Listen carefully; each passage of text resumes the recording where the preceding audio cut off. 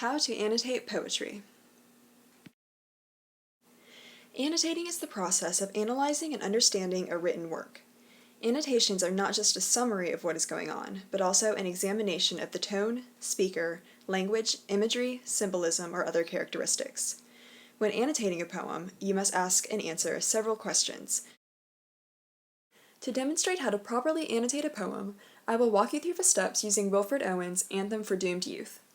Pause the video here and read through the poem, then follow along as I go through the steps of annotating it. The first step is reading. Before annotating a poem, you must read it again and again. The first reading will provide your initial reactions to the poem. My initial reaction to reading Anthem for Doomed Youth is very sad. It speaks of young men dying during the war. A second reading enables you to write down some thoughts or to paraphrase what is happening in the poem. During the second read-through, I noticed that no one can properly mourn their deaths on the battlefield. Funerals and prayers cannot make up for their horrific deaths. The second step is asking a series of questions. First, you can paraphrase the poem, or look up any words you do not understand. For example, I might look up the meaning of orisons, meaning prayers, or the word shires, which is a traditional term for a division of land. Then, you must identify certain elements of the poem, such as the speaker, tone, language, opinions, intended audience, setting, poem structure, etc. This poem is a sonnet written mostly in iambic pentameter. The speaker is unidentified, perhaps another soldier who recognizes the grim reality of death in battle. The tone is mournful and resigned. The intended audience is the people back home who do not have first-hand experience in the war, and therefore do not understand its horrors. The third step is identifying literary devices. Look for devices such as simile, metaphor, imagery, symbolism, alliteration, diction, personification, hyperbole, irony, juxtaposition. The list goes on. There are numerous literary devices throughout this poem.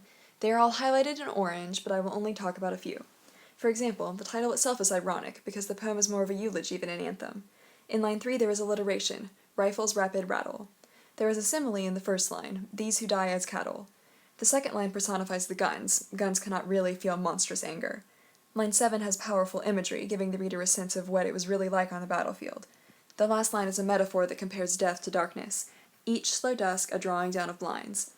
Throughout the poem, images of violent war and guns and death are juxtaposed with images of the church bells and candles and flowers. The fourth step is analyzing. Using your annotations as evidence, analyze your findings. An analysis consists of facts and commentaries. It is not a summary, a listing of facts, or random, unsubstantiated conjecture, but an examination of the meaning and purpose of the poem, backing up your conclusions with evidence from the poem. Pause the video here to read the analysis of Anthem for Doomed Youth.